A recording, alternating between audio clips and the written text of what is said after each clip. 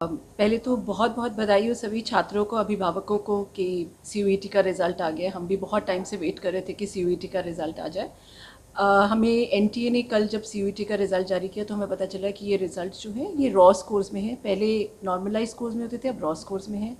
हम वर्क कर रहे हैं, जैसे ही एनटीए से हमारे पास रिज़ल्ट आ जाएगा हमारे सिस्टम में इंटीग्रेट हो जाएगा तो हम अपना सीसास का जो फेज़ 2 है, यानी हमारे कॉमन सीट एलोकेशन सिस्टम का जो फेज़ 2 है वो लॉन्च कर देंगे। फेज़ 1 अभी भी चल रहा है।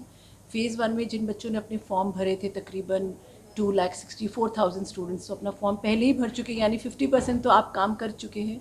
बाकी जो 50% काम करना है वो अब आप शुरू कर पाएंगे। हम बुधवार को शुरू कर देंगे। और कुछ बच्चे ये भी हैं कि उन्होंने पहले फॉर्म भरा था, कुछ दस्तावेज़ वो ठीक करना चाह रहे हैं, कुछ करेक्शंस करना चाह रहे हैं, कुछ इन्फॉर्मेशन को वो और शेयर करना चाह रहे हैं, तो वो भी करेक्शन विंडो भी हम खोलेंगे। हम कल करेक्शन विंडो खोलेंगे। अब सीयूईटी का फेज़ 2 लॉन्च करते ही आप अपनी प्रेफरेंसेस दे पाएंगे, अपनी एलिजिबिलिटी देख पाएंगे और फिर उसके बाद आप अपनी प्रेफरेंसेस दे पाएंगे। मैम फेज़ 2 खुलने के बाद प्रेफरेंसेस भरने के लिए कितने दिन का समय मिलेगा बच्चों को? हम कोशिश करेंगे कि तकरीबन 7 से 10 दिन इसको ज़रूर खोलें, क्योंकि हो सकता है कई बच्चों को टाइम लगेगा फेज़ 2 फिल करने में। इट्स अ लॉन्ग प्रोसेस और इसमें टाइम लगता भी है। लेकिन हमें लग रहा है, हमने पहले भी ये कहा था कि आप फेज़ 1 जब आपने देखी लिया और आप कॉलेजेस के बारे में जानते हैं, कोर्सेज आप जानते हैं, तो एक अपनी टेंटेटिव लिस्ट बना लीजिए।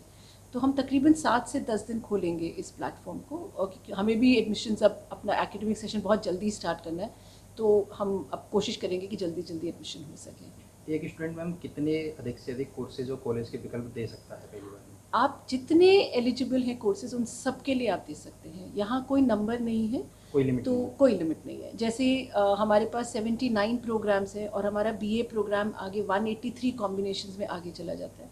और ये सब कॉलेजेस और कोर्स का कॉम्बिनेशन लगाया जाए तो हम हर साल बताते हैं तकरीबन ये 1500 के विकल्प बन जाता है। अगर आप सभी कोर्सेज के लिए एलिजिबल हैं, आप सब में एडमिशन लेना चाहते हैं, तो आप इन सबको क्रमबद्ध कर सकते हैं। तो इसमें कोई ऐसी अपर लिमिट नहीं है। हाँ, लेकिन आपको कुछ चीज़ों का ध्यान रखना है कि आप वो कोर्स लें जिनमें आप एडमिशन चाहते ही हैं, वो कोर्स ना चुनें जिनमें आप एडमिशन नहीं चाहते हैं। क्योंकि अगर आपका उसमें एडमिशन हो गया तो शायद आप उसमें चेंजेस ना कर पाएँ अपने प्लेटफॉर्म पे। तो अपनी प्रेफरेंसेस बहुत ध्यान से भरिए। दूसरी बात जो मैं बताना चाहूँगी कि हो सकता है हमारे, क्योंकि अब स्कोर जो है थोड़े डिफरेंट आए हैं, हम किसी और प्लेटफॉर्म पे पहले काम कर रहे थे, तो अब हो सकता है स्कोर देखने के बाद हमें ये लग रहा है कि हमें टाई ब्रेकिंग रूल्स हो सकता है एक्सटेंसिवली यूज़ करने पड़ेंगे। तो टाई ब्रेकिंग के हम उस पर भी ध्यान दे रहे हैं, उस पर भी कोशिश कर रहे हैं किस तरह से हम उसको कर पाएँ।